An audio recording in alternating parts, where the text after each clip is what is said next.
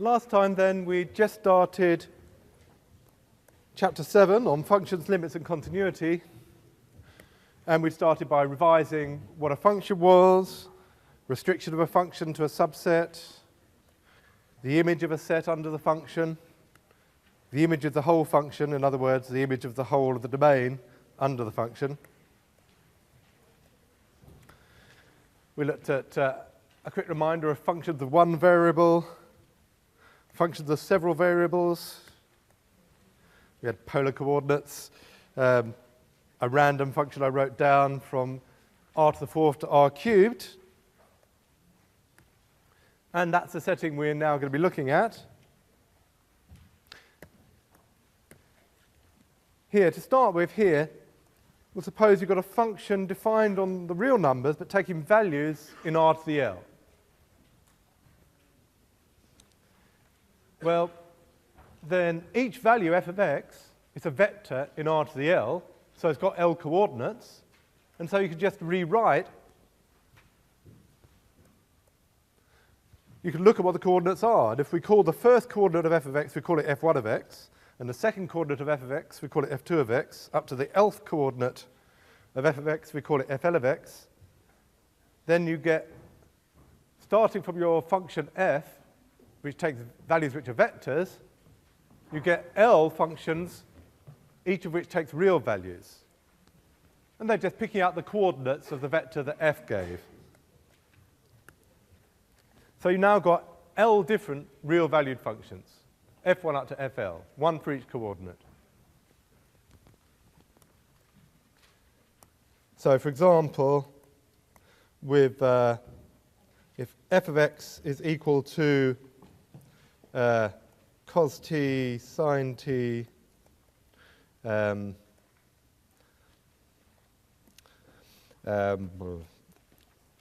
that's not right, sorry. Let's have cos x. Cos x, sin x, and e to the x. Then if 1 of x is cos x, if 2 of x is sin x, and f3 of x is e to the x.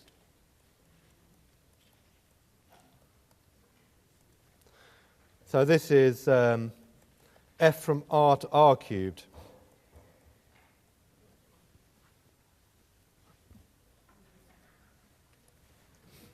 So originally, the value f of x was a vector, but it's really made up of these three different functions, one for each coordinate, and these functions f1, f2, and f3 are taking real values.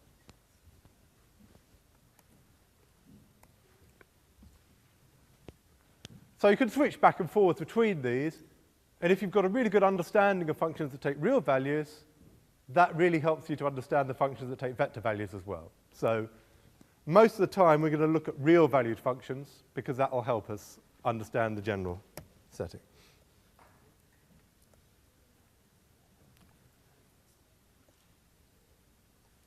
Now, of course, you can do the same thing. You can have a function defined on r to the d, taking values in r to the l, or it could be defined on some domain d contained in r to the d. So say you've got d is some subset of r to the d.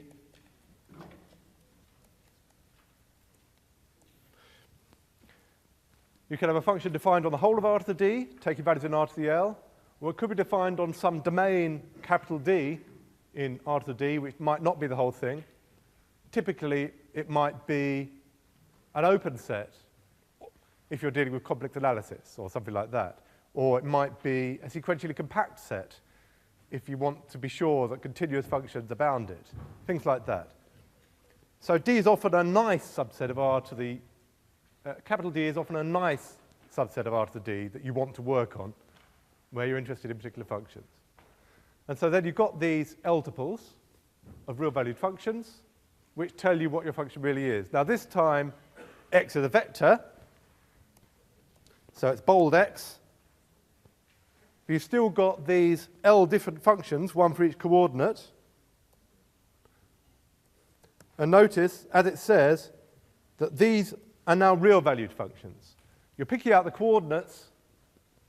So f1 of x, although x is a vector, f1 of x is now a real number.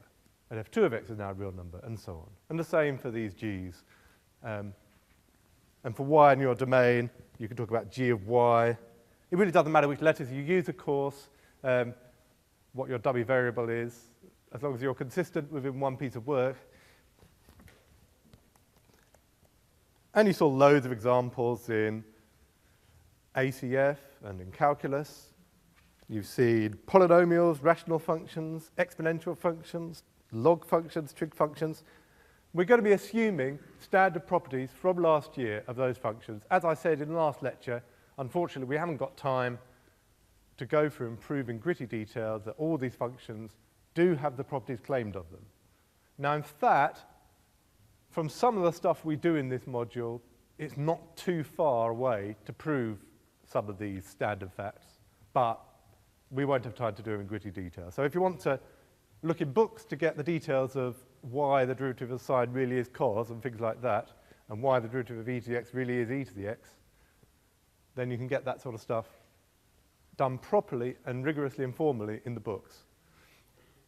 But we won't have time to do that properly here. So what sort of examples are standard functions? Polynomials, we know what a polynomial is. I'll just remind you, though. Polynomial, e.g., one variable. You could have sort of p of x equals 1 plus 2x minus 3x squared, and so on, something like that. You can have a polynomial of several variables.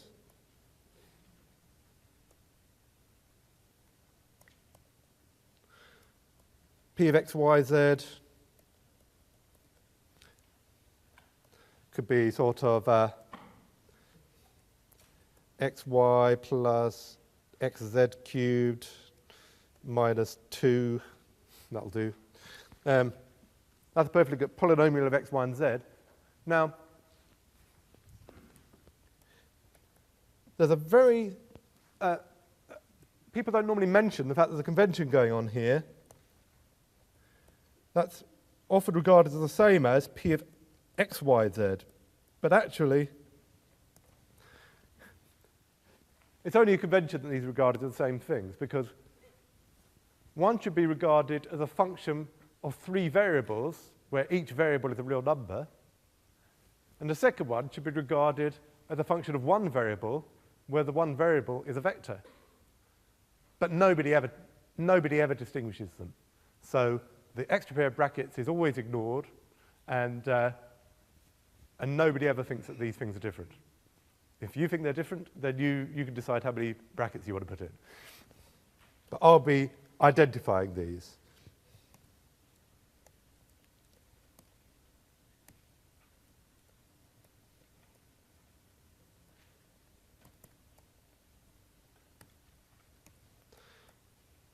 What about rational functions?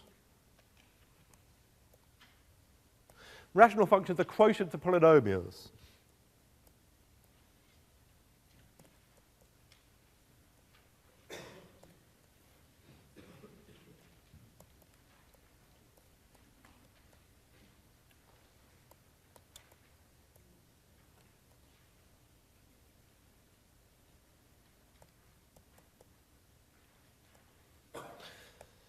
Okay, well, for example, in one variable, r of x equals 1 plus x cubed over 2 plus x to the 4th plus, I'll put an x squared in as well. That's safe. That's defined for all x. No division by 0 possible.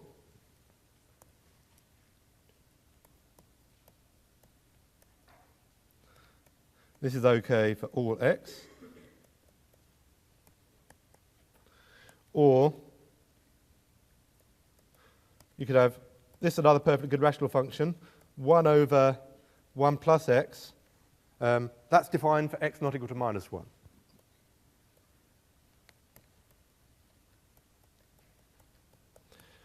So that's a very nice rational function.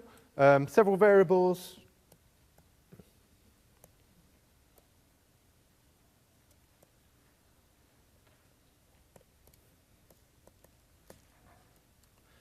Let's have r of x, y, z equals, I'm just writing down pretty random things, except that I'm trying to pay attention to whether you're dividing by 0 or not. So it could be 2x plus 3yz minus z to the 4th divided by 1 plus x squared. That'll do.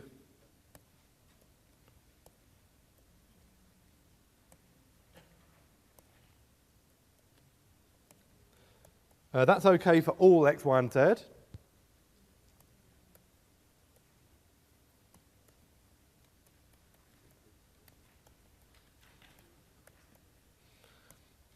Or you could have r of x, y could be x cubed plus y to the 7th over x squared plus y squared. And that one is okay unless x and y are both 0. That's defined for x, y not at the origin. Because as long as, since x squared plus y squared is non-negative, as long as they're not both 0, that will be perfectly well defined. So what's the difference between the polynomials and the rational functions? The polynomials are nice everywhere. Polynomials are always, in fact, continuous everywhere, they're differentiable everywhere in the appropriate setting. Rational functions are very nice everywhere they're defined, but if you're dividing by 0, then they're not defined, so you can't do anything there. Except, well, there are various things you could do about, you might get some cancellation and be able to extend them, but generally division by 0 is not allowed. So the rational functions are really nice functions as long as you stay away from division by 0. I won't bother reminding about all the x log trig functions. I assume you know those, but you can use those in the way I mentioned already above to put things together to make interesting functions.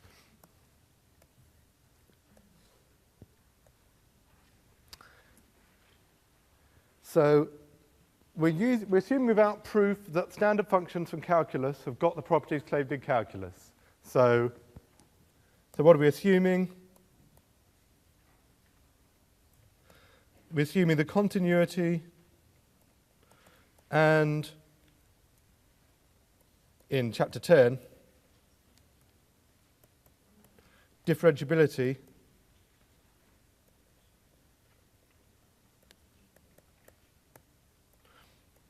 of the standard functions from Cal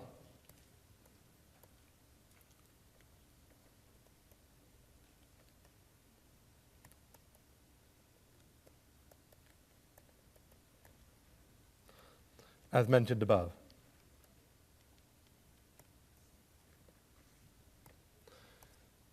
In particular, when we discuss continuity in a bit, polynomials will be continuous everywhere, and rational functions are continuous as long as you stay away from division by 0.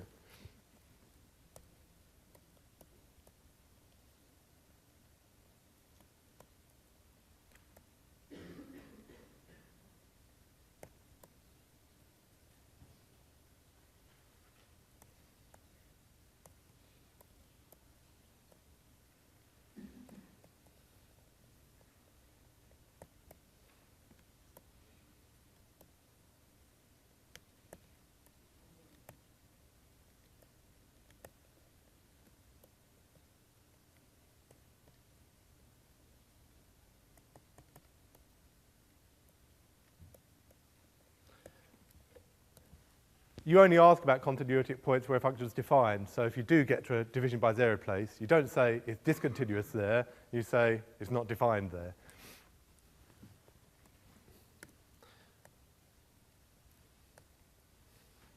As I say, look in the books if you want to get more details.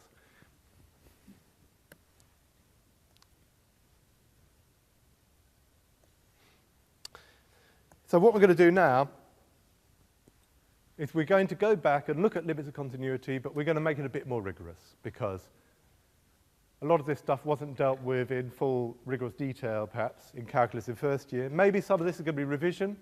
Some of the arguments are going to look familiar. Some of the examples will be revision examples.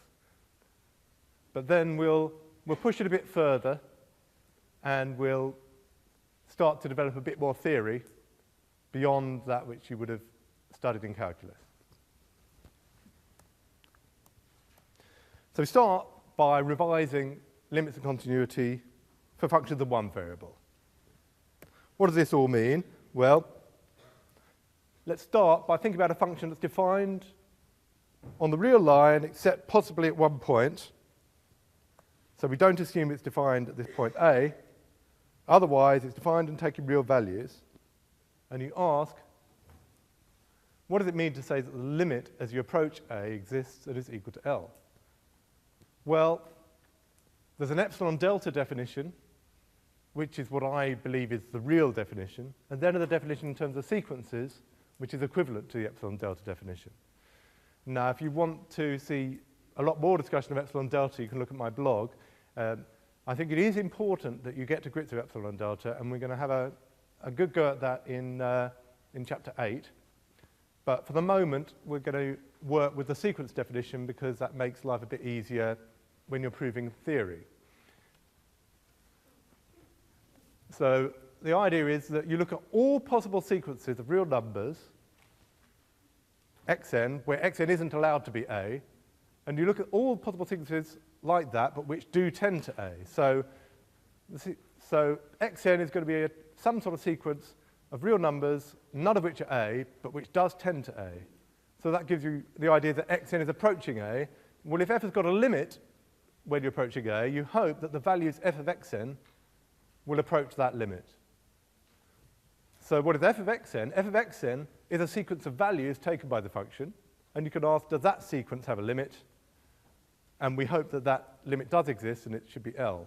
Not only that, that should work for every sequence of real numbers that aren't A that converges to A. And that's our definition of f of xn tends to L, f of x tends to L as x tends to A. Now, there's two different kinds of limit then. There are function limits, which say things like limit as x tends to A, and there are sequence limits that say things like limit as n tends to infinity. It's two very different kinds of limits which are connected by this definition. So you should always make sure you know which kind of limit. If you write limit, you should make sure you know which kind of limit you're talking about. Are you talking about a function limit as x tends to A, or are you talking about a sequence limit as n tends to infinity? Always make sure you know which kind of limit you're working with.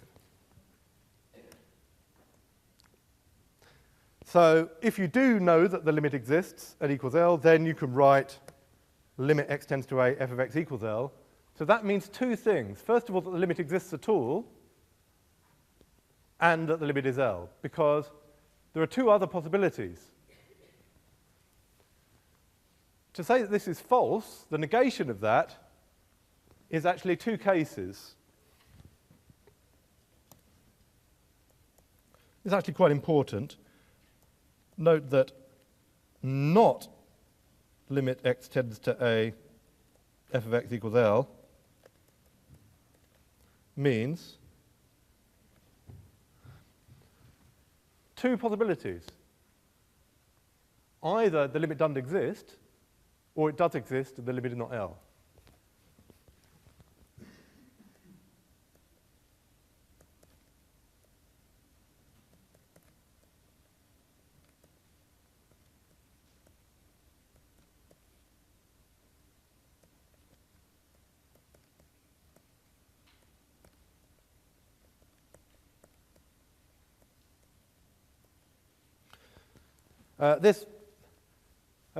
People often incorrectly negate limit x tends to f of x equals L as saying limit x tends to A, f of x is not equal to L. But that would not be the correct negation, because if you wrote limit x tends to A, f of x is not equal to L, you're assuming the limit exists, but is some value other than L. And that's only one of the possibilities if it doesn't tend to L.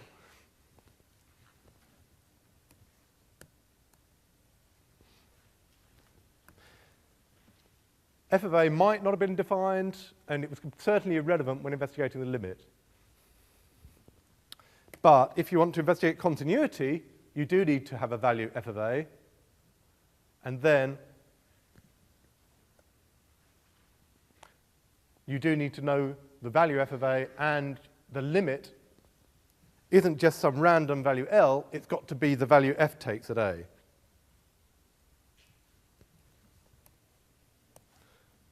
So we need L equals F of A and limit x tends to A, F of x equals L. So it's got an extra condition. The limit exists and must be the correct value.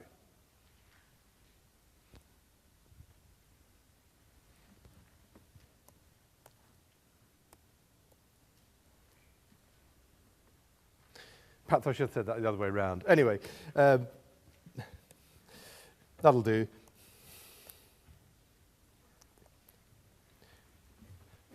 Now, that's just a special case of functions from R to R, but you could generalize that quite considerably.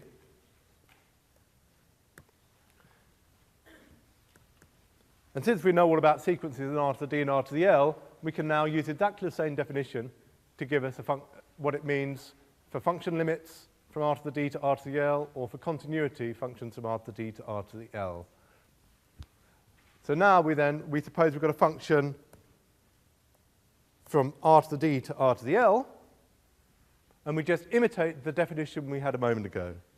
Except this time our point is a vector, so we take A in R to the D, and we take Q in R to the L, which is going to be our hoped-for limit. Doesn't really matter which letters you use, but these will do. Yet again, for the function limit, we don't care whether the function is defined at that point A or not. And even if it is defined at that point A, that's going to be irrelevant when investigating the function limit, because we only consider points that aren't A, but which approach A. So we look for a sequence xn of non-A values. Okay, so xn is now a sequence of vectors in R to D where xn is not equal to A, but where xn is tending to A. And then we look at the sequence of values. So xn was a sequence, and then we apply the function f to it, and we get a sequence of values, f of x1, f of x2, f of x3, and that gives the sequence f of xn. xn was in R to the D, f of xn gives you a sequence in R to the L, and you can ask, does that sequence tend to Q, which is our hoped-for limit? If it does, and if, moreover, it does for every sequence xn you look at, if you could establish that it does for every sequence xn that is in R to D and isn't equal to A, but which converges to A, then you've got a function limit. Now, of course, that looks like a rather difficult thing to establish, and indeed it is. This is not a very nice definition to work with when you're trying to prove things are continuous. But it is a very useful condition to work with if you're trying to show something isn't continuous, because then all you have to do is find one bad sequence. And function limits as well. If you can find one bad sequence where the thing goes wrong, then you've established that this thing hasn't happened, that f of xn doesn't tend to Q as, that f of x doesn't tend to Q as x tends to A. So all you have to do is find one bad sequence to establish that. If you wanted to establish the function limit did exist, you'd have to know that you were okay for all sequences approaching A, and that's a tricky condition to check unless you've got some other tools to help you. However, because we're assuming the continuity of all these standard functions from calculus, that'll help us most of the when we're trying to check this. We'll be able to use some more general theory to get around that problem. On the other hand, if you work with epsilon and delta, you can see what's going on a bit more easily. So when I come back and look at epsilon and delta in chapter 8, I hope to convince you that actually, although epsilon and delta is hard, it does give you a better idea of what continuity means. it's a bit more easy to see what you'd have to check. So epsilon delta is actually an easier condition to establish for a particular function, and that's something we'll come back to in the next chapter. Okay, so again, the limit may not exist, and there are various reasons the limit might not exist. It could be that there are two different ways to approach the point which give you sequences with different limits when you look at the sequences of values, or it could be that there are lots of different ways to approach the point, but as you approach the point, your values blow up and head off to sort of get really huge in norm due to some sort of division by zero as you approach the point, or rather at the point, except the function is not going to be defined at the point. So various things can go wrong. But if the limit does exist, then we go back to our usual notation. And again, if you write limit x tends to a f of x equals q, or f of x tends to q as x tends to a, that means the limit exists and is equal to q. And again, if you negate it, there are two possibilities. If you negate that, so again,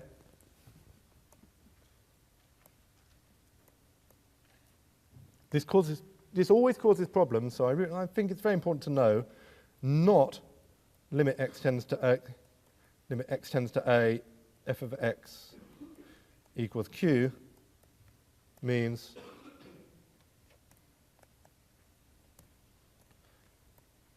either the limit does not exist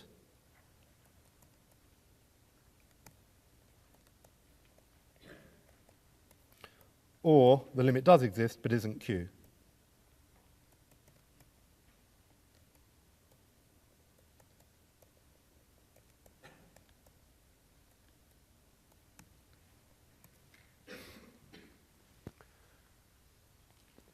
So always be careful when negating a condition like limit is q. The negation is actually quite a complicated statement, and you've got two possibilities to check.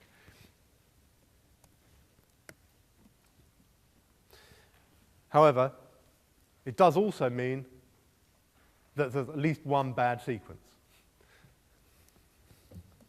So you only have to find one bad sequence to establish that, that it's not true that the limit is q. And we'll be doing lots of examples in a minute.